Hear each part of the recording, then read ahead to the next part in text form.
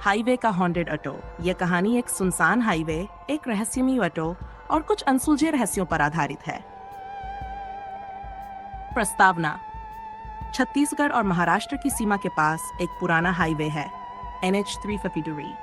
दिन में तो ये रास्ता आम हाईवे की तरह ही दिखता है, लेकिन रात में यहाँ का माहौल कुछ और ही हो जाता है।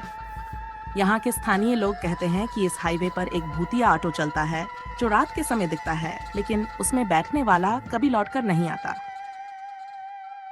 रायपुर के एक नौजवान और ड्राइवर राहुल बहुत मेहनती था। दिन रात ऑटो चलाकर अपने परिवार का पेट पालता था। लेकिन एक दिन उसके दोस्त ने बताया कि अगर वो देर रात NH 353 पर सवारी ढूंढे तो ज्यादा पैसे कमा सकता है, क्योंकि रात में कम ड्राइवर होते हैं। राहुल पैसों की जरूरत में मान गया। उसने तय किया कि अब वो रात में भी सवारी उठाएगा, भले ही रास्ता थोड़ा डरावना क्यों न हो। पहली रात राहुल की पहली रात थी उस हाईवे पर। घड़ी में रात के 1 बज रहे थे।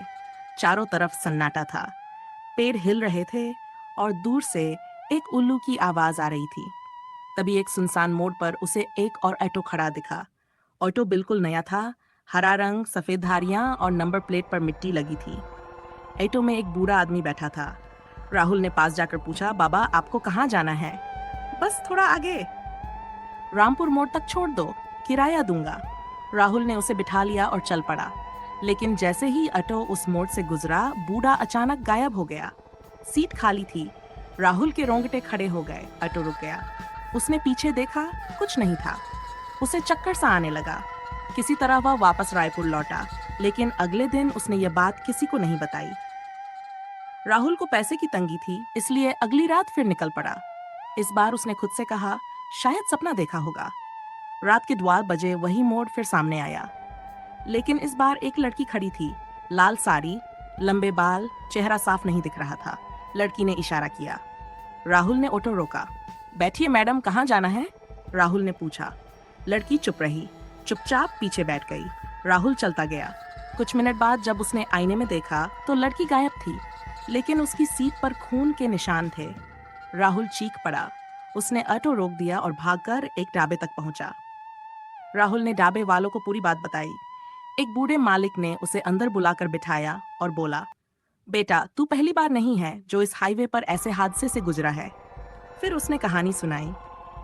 10 साल पहले इसी हाईवे पर एक तेज रफ्तार ट्रक ने एक परिवार की कार को टक्कर मार दी थी। उस हादसे में एक बूढ़ा, एक लड़की और एक बच्चा मारे गए थे। वो लोग उसी नए ऑटो में सफर कर रहे थे जो तूने देखा। कहते हैं हादसे के बाद से वो आत्माएं उस ऑटो के साथ फंसी हुई हैं। हर रात वो किसी न किसी ड्राइवर को दिखती हैं। सच्चाई की खोज राहुल को अब नींद नहीं आती थी। वह परेशान रहने लगा। उसने ठान लिया कि वो इस रहस्य की सच्चाई जानेगा। उसने पुलिस रिकॉर्ड खंगाले, अखबार के पुराने लेख पढ़े। उसे पता चला कि हादसे की तारीख 2 जुलाई 2005 थी और मरने वालों में एक लड़की मीरा, उसके दादा शिव प्रसाद और एक 5 साल का बच्चा गोलू। उसे पता चला कि हादसे के बाद उनका ऑटो वहीं झाड़ियों में पड़ा रह गया था। किसी ने उसे हटाया नहीं। शायद वही आत्माएं उसी ऑटो में बंधी हुई थीं। राहुल एक रात तय करता है कि वह उसी मोड़ पर जाएगा और आत्माओं से बात करेगा। रात के अन बजे राहुल मोड़ पर खड़ा रहता है। अचानक हवा तेज चलने लगती है।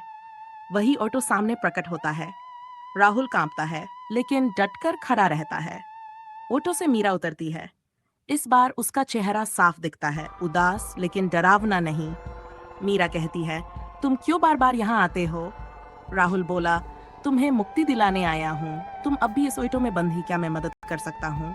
मीरा मुस्कुराई और बोली, हमें बस हमारी अंतिम यात्रा पूरी करनी है, रामपुर मोड़ तक। राहुल ने सिर हिलाया। 7वां भाग। अंतिम यात्रा। राहुल ने ऑटो स्टार्ट किया। मीरा, उसके दादा और छोटा गोलू तीनों पीछे बैठे थे, आत्माओं के रूप में। हवा शांत थी, सन्नाटा था, लेकिन डर नहीं। ऑटो धीरे धीरे उस मोड़ की ओर बढ़ा जहां हादसा हुआ था। जैसे ही ऑटो उस जगह पहुंचा, तीनों आत्माएं हल्की होकर हवा में घुल गईं। राहुल को एक अद्भुत शांति का अनुभव हुआ। ऑटो बंद हो गया, लेकिन अब वो खाली था, हमेशा के लिए। विराम। उस दिन के बाद उस हाईवे पर किसी ने वो ऑटो नहीं देखा। न कोई आत्मा, न कोई हादसा। राहुल ने रात में ऑटो चलाना छोड़ दिया और अब वह स्थानीय बच्चों को ड्राइविंग सिखाता है। लेकिन जब भी कोई नया ड्राइवर रात में उस रास्ते से जाने की बात करता है, राहुल एक ही बात कहता है, हर रास्ता मंजिल तक नहीं जाता, कुछ रास्ते मोक्ष की ओर मुड़ जाते हैं।